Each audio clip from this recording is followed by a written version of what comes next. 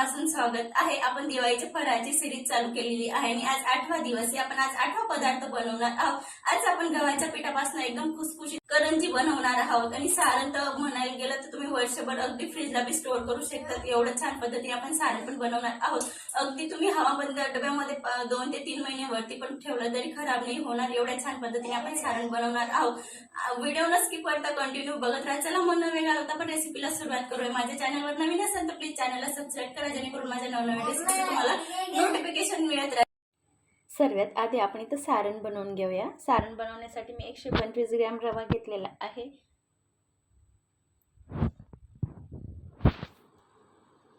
आपल्याला रव्याला चांगलं भाजून घ्यायचंय। बघू शकतात मी तर तुपाचा वगैरे अजिबात वापर करत नाहीये। आधी सुरुवातीला आपल्याला रव्याला असंच भाजून घ्यायचंय जेणेकरून रवा लॉंग टाइम जसा तसा राहतो।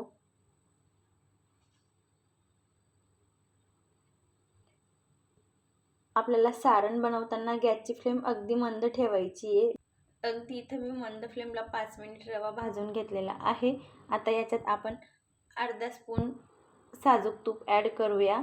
तुपाचा अरोमा छान उतरतो रव्यामध्ये त्याच्यासाठी आणि हलकं गोल्डन कलर पण येईल रव्याला त्याच्यासाठी इथं मी अर्धा स्पून तूप वापरलेलं आहे। बघू शकता तुम्ही रवा खूप छान पद्धतीने तर भाजला गेलेला आहे। आता आपण काढून घेऊया। मी इथं 125 ग्रॅम पण खोबऱ्याचा किस घेतलेला आहे। बघू शकता तुम्ही जे नॉर्मल खोबरं असतं मी ते किसणीने किसून घेतलेलं आहे। खोबरं भाजायला जास्त वेळ वगैरे लागत नाहीये। मी गरम कढईमध्येच खोबऱ्याला भाजून घेतलेलं आहे। बघू शकता तुम्ही किती छान पद्धतीने भाजलं गेलेलं आहे। खोबरं अगदी कुरकुरीत झालं पाहिजे जेणेकरून आपलं सारण आहे अगदी ते वर्षभर टिकेल आणि खराब वगैरे होणार नाही। मी तर ब्रेकफास्ट स्पूनने 2 स्पून इथं खसखस घेतलेलं आहे। खसखसला पण आपल्याला चांगलं भाजून घ्यायचं आहे। बघू शकता तुम्ही खसखस पण इथं भाजून झालेलं आहे। आपले इथं जे सारणचं साहित्य होतं ते भाजून झालेलं आहे। एका ताटामध्ये काढून घेतलंय। त्याच्यात चिमूटभर नमक, 8 ते 10 काजू, 8 ते 10 बदाम मी कट करून घेतलेलं आहे। तुम्ही तुमच्या आवडीनुसार कमी जास्त घालू शकतात। इथं मी जायफळ वेलची पावडर पण ॲड केलेली आहे। ज्या वाटीने आपण रवा मोजलाय मी त्याच वाटीने इथं पिठी साखर घेते। ग्रॅममध्ये बघायला गेलं तर 125 ग्रॅम पिठी साखर आहे।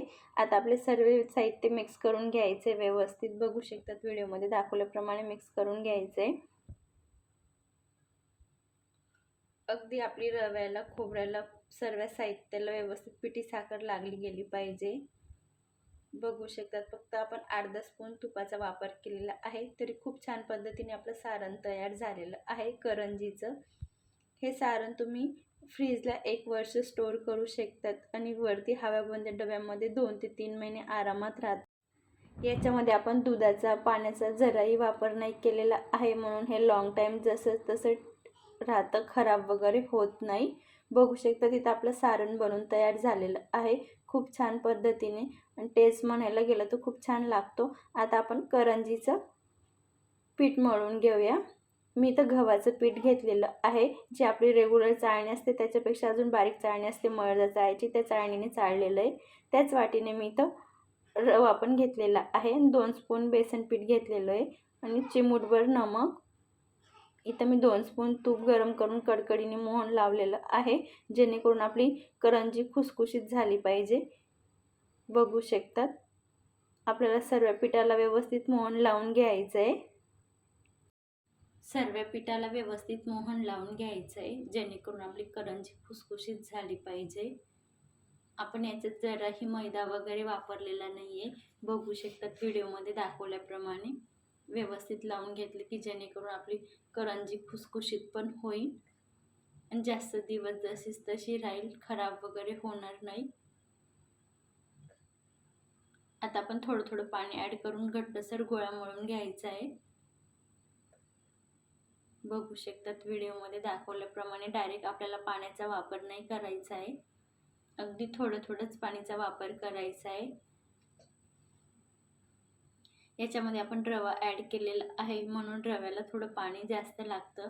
तर आपण रेस्ट करायला ठेवू तर थोडं पीठ घट्टसर होईल. बघू शकता त्या पद्धतीने आपल्याला मळून घ्यायचे पीठ. आपण 10 मिनिटासाठी रेस्ट करायला ठेवूया. इथं 10 मिनिट झालेले आहेत. परत थोडं 2 मिनिट मळून घ्यायचे जेणेकरून कणिक सॉफ्ट होईल. आता आपण इथे एक मोठा गोळा कट करून घेणार आहोत. चपातीला घेतो त्यापेक्षा थोडा मोठा घेतलेला आहे मी. आता आपल्याला व्यवस्थित लाटून घ्यायचं आहे. जसं चपाती लाटतो त्याप्रमाणेच लाटून घ्यायचं आहे.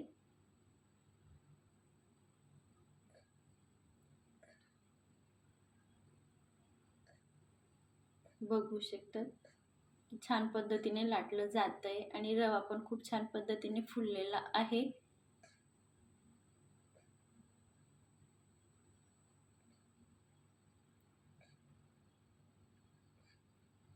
मी तर थोडं पीठ लावून लाटते.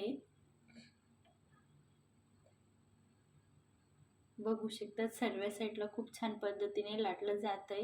होईन तेवढं आपल्याला आता पातळ लाटून घ्यायचंय.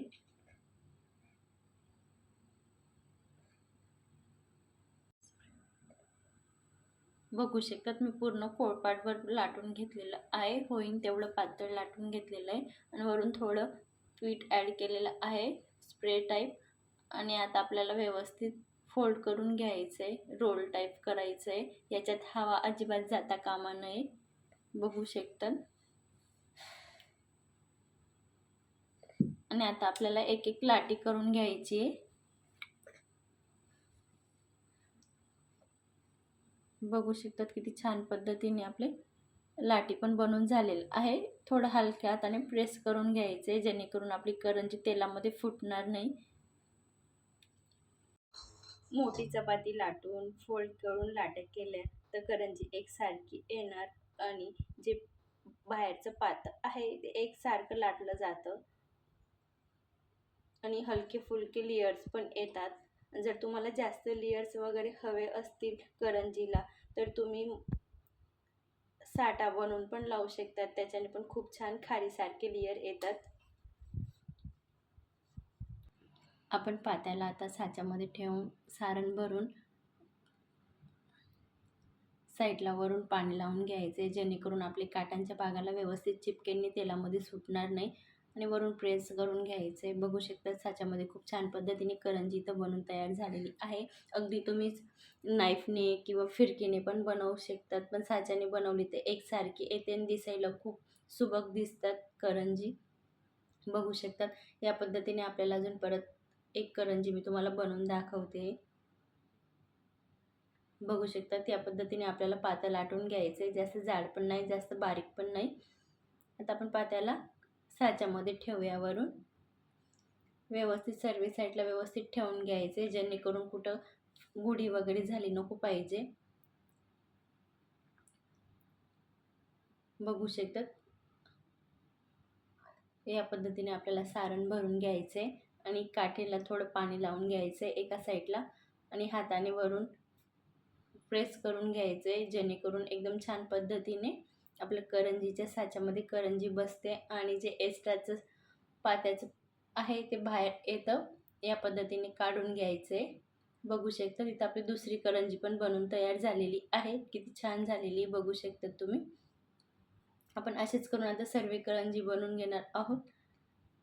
मी तर दुसरी साईडला तेल गरम करायला पण ठेवलेलं होतं आणि करंजी लाटून आपल्याला एका कॉटनच्या कपड्यावरती ठेवायची. अशीच ठेवायची नाही तर सुकतात आणि तेलामध्ये फुटतात. तेल पण खराब होतं आणि करंजीमध्ये तेल पण जातं. त्याच्यासाठी एक आम्ही परातीमध्ये रुमाल टाकून घेतलेला होता कॉटनचा. त्याच्यावरती सर्व करंजी ठेवून वरून कपडा झाकून दिलेला होता. बघू शकता तुम्ही.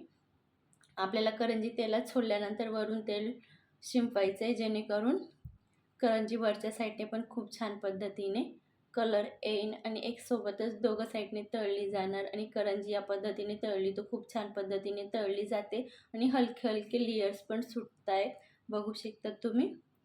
आपण गव्हाच्या पिठाची करंजी केलेली आहे. बघू शकता तुमचा विश्वासही बसणार नाही एवढी छान दिसते. अगदी मैद्याची करंजीला मागे टाकेल एवढी छान बनलेली आहे. आणि तुम्ही व्यवस्थित बघितलं तर तुम्हाला तेलामध्ये करंजीला लेयर सुटताना दिसत आहे. आपण साठा वगैरे पण नाही लावलेला आहे, फक्त एक प्रोसिजर केलेली आहे. त्याच्याने सुद्धा हलके हलके लेयर्स आलेले आहेत करंजीला. आपलं करंजीला जास्त आपल्याला गरम तेलामध्ये तळायचं नाही आहे, अगदी लो टू मिडियम फ्लेमलाच तळायचं आहे. मिडियम गरम तेल पाहिजे, जास्त कडक पण नको आहे. दिवाळीचा कोणताही पदार्थ तळताना आपल्याला लो फ्लेमलाच तळायचं आहे, जास्त गरम तेलामध्ये आणि हाय फ्लेमला तळायचा नाही.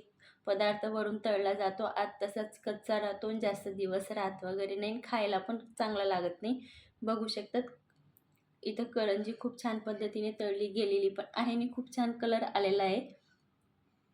आपल्याला हलका कलर चेंज करायचा आहे करंजीचा आणि ते पण अगदी लो टू मिडियम फ्लेमलाच. बघू शकतात मी इथं असंच करून सर्व करंजी आता तळून घेते.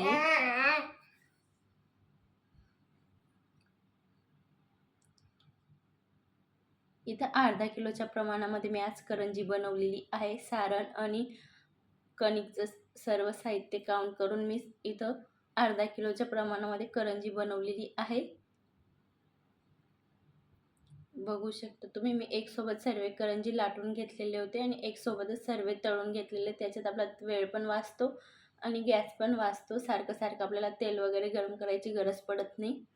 बघू शकतात इथं सर्व मी अर्धा किलोच्या प्रमाणामध्ये करंजी बनवून तयार झालेले आहेत. अगदी छान दिसत आहे आणि खायला तर खूपच छान लागतात. इथं आपल्या गव्हाच्या पिठाच्या अर्धा किलोच्या प्रमाणात करंजी बनवून तयार झालेली. आजचा व्हिडिओ जर आवडला असेल तर व्हिडिओला एक लाईक नक्की करा आणि नातेवाईक फ्रेंड सर्कलमध्ये व्हिडिओला शेअर करा.